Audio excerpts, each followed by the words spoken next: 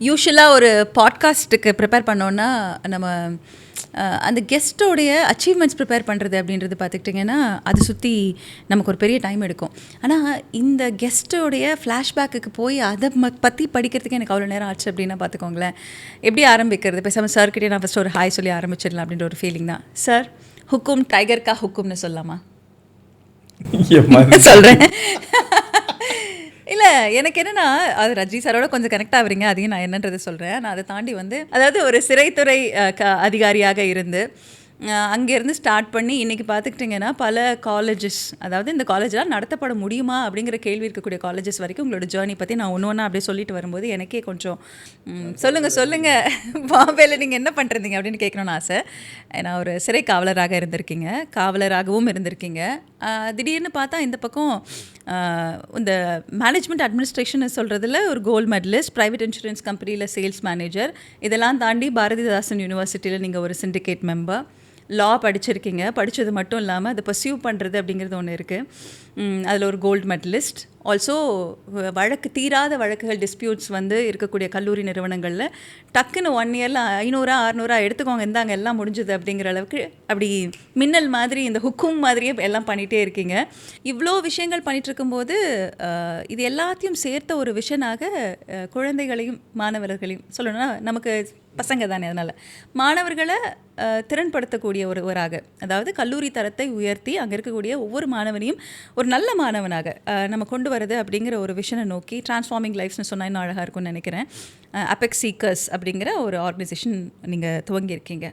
முனைவர் சக்தி Krishnan sir, apex சீக்கர்ஸோட CEO சந்திக்கிறதுல ரொம்ப ரொம்ப சந்தோஷம். வணக்கம் சார், எப்படி இருக்கீங்க?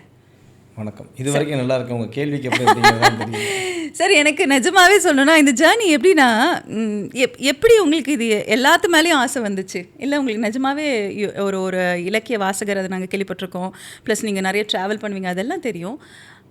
இந்த ஒரு துறை மேலே உங்களுக்கு ஆசை எப்படி வந்தது? எபெக்ஸ் சீக்கர்ஸுங்கிற அந்த ஒரு விதை எங்கே துவங்கப்பட்டுச்சு?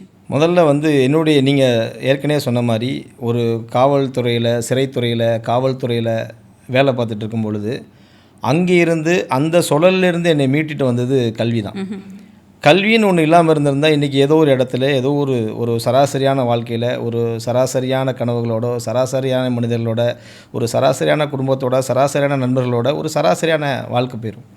அது இல்லாமல் என்னை இவ்வளோ தூரம் கூட்டிகிட்டு வந்ததுன்னா அந்த கல்வி மட்டும்தான். கல்வி அப்படின்னோடனே நீங்கள் சொல்லக்கூடிய அந்த கோல்டு மெடலிஸ்டான கல்வி அதெல்லாம் நான் சொல்லவில்லை. ஒரு சராசரியாக ஒரு 60-70 மதிப்பெண் எடுக்கக்கூடிய ஒரு மாணவனாக இருக்கக்கூடிய ஒரு நபர் வெறும் விளைவுகள் மூலமாகவே, ஆசைகள் மூலமாகவே, கனவுகள் மூலமாகவே, இல்லை தொடர்ச்சியான செயல்பாடுகள் மூலமாகவே ஒரு இடத்த அடைய முடியுங்கிறதுக்கு நான் ஒரு இதாக சொல்லலாம் என்னைய. ஏன்னா வேறு ஒவ்வொரு முறையும் ஒரு வேலையில் சேரும் பொழுதோ அந்த வேலை நமக்கு கொடுக்கக்கூடிய ஒரு வேக்குவம் இருக்குது இல்லைங்களா?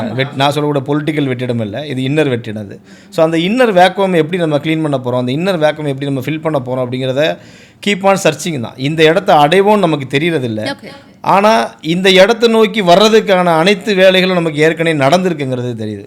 உதாரணத்துக்கு பார்த்திங்கன்னா, இப்போது உங்களை இவ்வளோ பிரபலமாக இன்றைக்கி கூட வரும்போது என்னுடைய நண்பர்கள் சொல்லிட்டு வந்தாங்க, இந்த மாதிரி உங்கள் கூட நான் இன்றைக்கி இன்டர்வியூ இருக்குன்னு சொல்லும்போது உங்களை பற்றி நிறைய சொல்கிறாங்க. ஆனால் உண்மையில் நான் உங்களை பார்த்ததில்ல, தப்பாக நினச்சிக்காதீங்க.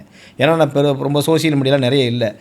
ஆனால் பொதுவாக அந்த மாதிரியான படங்கள் இதெல்லாம் நான் ரெகுலராக பார்க்கக்கூடிய ஒரு ஆள். இந்த சாதனைகளுக்கு நடுவில் நான் ஆவரேஜாக ஒரு வருஷத்துக்கு 100-150 படம் பார்ப்பேன் தியேட்டரில். 150 படம் பார்க்கக்கூடியனால இந்த ரெகுலராக பொலிட்டிக்கல் கொஞ்சம் வித்தியாசமான படங்கள் எடுக்கக்கூடிய நபர்கள் நான் ஃபாலோ பண்ணும்போது சிவி குமாரோட இன்டர்வியூ பார்க்குறேன். அந்த இன்டர்வியூவில் மேக்ஸிமம் பார்த்திங்கன்னா நீங்கள் நிறைய கேள்வி கேட்குறீங்க. யாரோ இந்த ஒரு பொண்ணு ரொம்ப ரொம்ப ரொம்ப வைப்ரண்ட்டாக ஒரு பொண்ணு பேசுது அப்படின்னு நான் பார்க்குறேன். ஒரு செகண்ட் உண்மையில் நீங்கள் அந்த வீடியோவில் பார்த்தீங்கன்னா நான் பார்த்த ரீல்ஸில் உங்களுடைய ஃபோட்டோஸ் கூட அதில் இல்லை. முழுக்க அவர் தான், சார் தான் ஃபுல்லாக ஆக்குபை பண்ணி மொத்த சேரை ஆக்குபை பண்ணி உட்காந்துருக்காரு. நான் உங்களை பாஸ் பண்ணி பார்த்தேன், ஒரு 2 முறை பாஸ் பண்ணி பார்த்தேன். அப்புறம் கால ஓட்டத்தில் என்னுடைய வேலைகளை நான் அதை மறந்துட்டேன். ஆனால் திருப்பி பார்த்தீங்கன்னா ஒரு 30 நாட்களுக்குள்ள காலம் உங்களை நம்ம 2 பேரும் இங்கே இணைக்குதுங்கிறது இருக்கு இல்லையா? ஸோ இங்கே ஒரு டிசைன் இருக்குது. எல்லாத்துக்கும் எல்லாரும் ஏதோ ஒரு இடத்துல வர்றதுக்கான இடம் இருக்குது. நான் உங்களை இன்றைக்கி சந்திக்க போகிறேங்கிறது 30 நாட்களுக்கு முன்னே முடிவாயிடுச்சு. எனக்கு நீங்கள் யாருன்னு தெரியாது, நீங்கள் என்ன பண்ண போகிறீங்கன்னு தெரியாது, உங்களுடைய புகழ் தெரியாது, நீங்கள் எவ்வளோ தூரம் பண்ணியிருக்கீங்க தெரியாது. அப்புறம் உங்களை பார்க்குறப்ப உங்கள் வீடியோஸ் பார்க்குறேன், நீங்கள் என்னென்னலாம் பண்ணியிருக்கீங்கன்னு பார்க்குறேன். அப்புறம் உங்களுடைய கான்ட்ரிபியூஷன்ஸ் இதெல்லாம் பார்க்குறேன். பார்க்கும்போது ஆமாம்ல ஒரு வேலை பண்ணியிருக்காங்கல்ல அப்படின்னு நம்ம பார்க்குறப்ப உண்மையில ஆச்சரியமாக இருக்குது. ஸோ இது எல்லாமே இந்த இடத்துக்கு வர்றது நம்ம இல்லை, கூட்டிகிட்டு யாரோ வர்றாங்க, கையை பிடிச்சிட்டு வர்றது மட்டும்தான் நம்மளுடைய வேலை. எனக்கு வந்து மல்டி டாஸ்கிங் அப்படிங்கிற அந்த வார்த்தையை தாண்டி அந்த லேர்னிங் எக்ஸ்பீரியன்ஸை அழகாக கற்றுக்கிறவங்களை பார்த்தாலே ரொம்ப பிடிக்கும். நீங்கள் சொன்ன அந்த வேக்யூம், அந்த வார்த்தை அது ஏதோ பண்ணிடுச்சு. யூஸ்வலாக நமக்கு ஒரு வாய்டு ஒன்று க்ரியேட் ஆகும்போது நம்மளை அப்டேட் பண்ணிக்கணும் அப்படின்னு சொல்லுவாங்க. ஸோ ஐ திங்க் நீங்கள் ஒவ்வொரு முறை உங்களை அப்டேட் பண்ணிக்கும் போது நீங்கள் நிறைய கற்றுட்டு இருந்திருக்கீங்க. அடுத்தது என்ன அப்கிரேட் பண்ணுறது என்ன அப்படிங்கிறத நீங்கள் பார்க்குறீங்கன்னு நான் ஃபீல் பண்ணுறேன். சிறைத்துறை அதிகாரி அப்படின்னு வரும்போது கண்டிப்பாக நீங்கள் நிறைய பேரை பார்த்துருப்பீங்க, சிறையில் பார்த்துருப்பீங்க. அதுதான் உங்களை லா படிக்க தூண்டுச்சா? உள்ளே இருக்கக்கூடிய நிறைய குற்றங்களை பார்த்துருப்பீங்க, எல்லா விஷயங்களும். ஒரு சின்ன திருத்தம், நான் சிறைத்துறை அதிகாரி அல்ல, சிறை காவலராக தான் பணிக்கு சேர்ந்தேன். இருந்தீங்க. என்னுடைய 19 வயதில் ஒரு சிறை காவலராக நான் பணிக்கு சேர்ந்தேன். சேர்ந்த முதல் நாள் என்னுடைய அங்கிள் வந்து ஒரு போலீஸ் ஆஃபீஸராக இருந்தார். ஸோ அதை பார்த்து பயங்கரமாக இன்ஸ்பயர் ஆகி ஒரு ஸ்போர்ட்ஸ் கோட்டாவில் தான் நான் வந்து இந்த சிறை காவலர் வேலைக்கே சேர்றேன். சேர்ந்த முதல் நாள் வந்தோடனே வீட்டிலே பயங்கர ஹாப்பி, இந்த மாதிரி ஒரு பையன் கவர்மெண்ட் ஜாப் கிடச்சிருச்சு குடும்பத்தில் அப்படின்னு. முதல் நாள் வந்தோடனே அவர் கூப்பிட்டு கேட்குறாரு, ரொம்ப ஆர்வமான நாள். கிட்டத்தட்ட என்னோடய மொத்த வளர்ச்சிக்கு அவர் அங்கிள் ஒரு காரணம்னு சொல்லலாம்.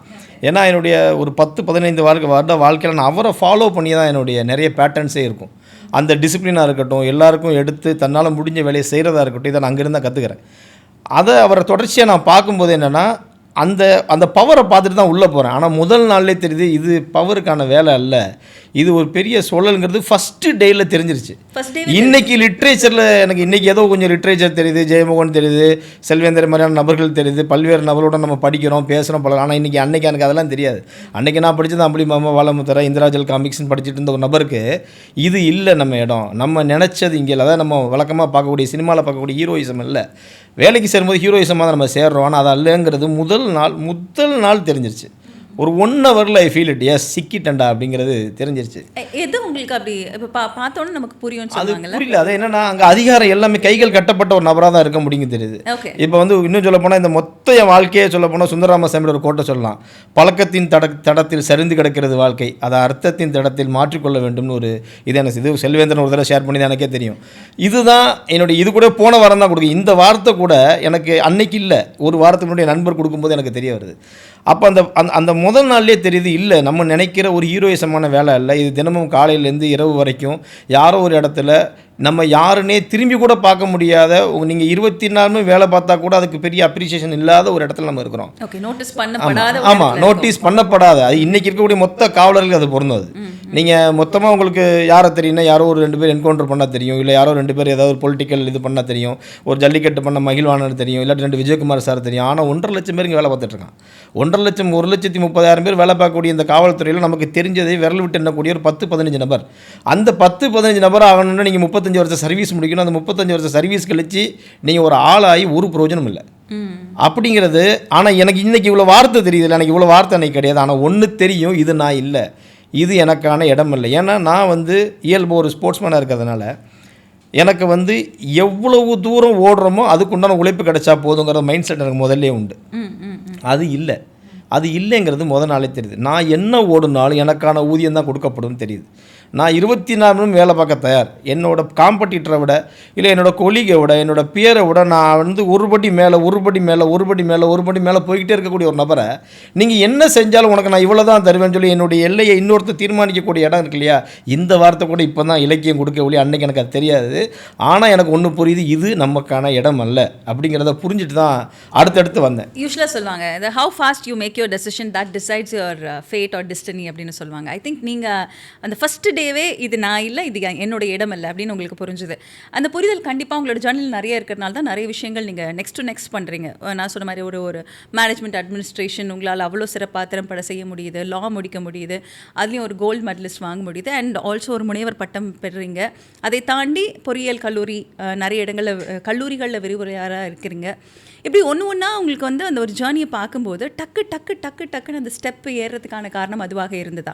எந்த இடத்துல உங்களுக்கு ஓரளவுக்கு அந்த சோல் சாட்டிஸ்ஃபேக்ஷன் ஒரு அந்த வேக்யூம் கொஞ்சம் ஃபில் ஆன ஒரு ஃபீலிங் இருந்துச்சு? இல்லை, இன்றைக்கி வரைக்கும் ஃபில் ஆகலையே. ஃபில் ஆனால் தான் நம்ம நிப்பாட்ட முடியும். இந்த நிமிடம் வரைக்கும் தெரியல. பட் யூ ஃபீல் ஏன்னா இப்போ பார்க்குற வேலைகளை பார்க்குறது கூட என்னுடைய பொட்டன்ஷியல் ஒரு 20% வேலை பார்க்குறதா நினைக்கிறேன். இன்னும் ஒரு 80% போக வேண்டியிருக்கு. ஓகே, இன்னமும் அவ்வளோ தூரம் போக வேண்டியது. ஒரு காரணம் தான் இந்த அபெக்ஸ் ஸ்டார்ட் பண்ணது, அபெக்ஸ் சீக்கர்ஸ் ஸ்டார்ட் அபெக்ஸுங்கிறதே கிட்டத்தட்ட அதோட கனவு தான். அபெக்ஸ் சீக்கர்ஸுங்கிறதே எப்படி சொல்லலாம்னா ஒரு சராசரியான ஒரு பணியில் இருந்துட்டு அதை விட்டுட்டு ஒரு கார்பரேட்டில் எம்என்சியில் ஒரு 4 வருஷம் வேலை பார்த்தேன். இன்சூரன்ஸ் இண்டஸ்ட்ரியில் ஒரு 4 வருஷம் வேலை பார்த்தேன். அதில் குறைஞ்சது 300-400% கொடுக்கக்கூடிய டார்கெட்லாம் பண்ணக்கூடிய ஒரு நபராக இருந்திருக்கேன். அதெல்லாம் இருந்து ஸ்டெப் பை ஸ்டெப்பாக வளரும்போது கடைசியில் ஒரு கல்லூரியில் போய் ஒரு அண்ணா பல்கலைக்கழகத்தில் போய் வேலைக்கு சேர்றேன்.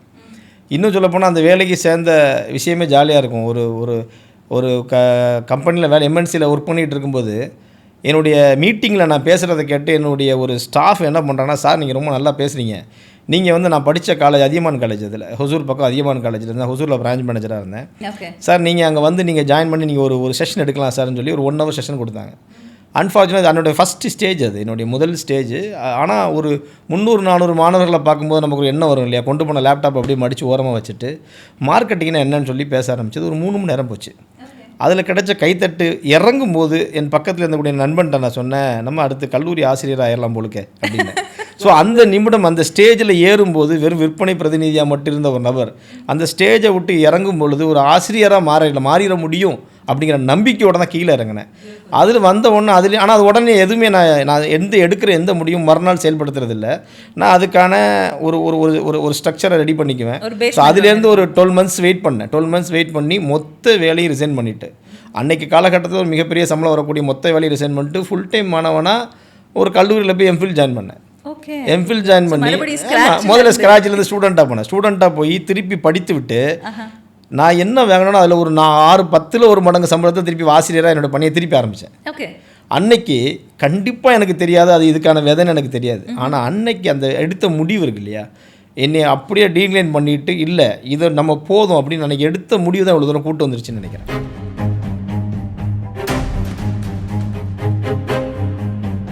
காலேஜை முதல்ல சூஸ் பண்ணுறதுக்கு முன்னாடி நீங்கள் எதுக்காக ஒரு காலேஜை சூஸ் பண்ணுறீங்கிற கேள்வி முதல்ல உங்களை பார்த்து நீங்கள் கேட்கணும். வழக்கமாக பார்க்கக்கூடிய சினிமாவில் பார்க்கக்கூடிய ஹீரோயிசம் இல்லை, வேலைக்கு சேரும்போது ஹீரோயிசமாக தான் நம்ம சேர்றோம். ஆனால் அது அல்லங்கிறது முதல் நாள் தெரிஞ்சிச்சு. ஒரு 1 hour ஐ ஃபீல் இட், எஸ் சிக்கிட்டண்டா அப்படிங்கிறது தெரிஞ்சிச்சு.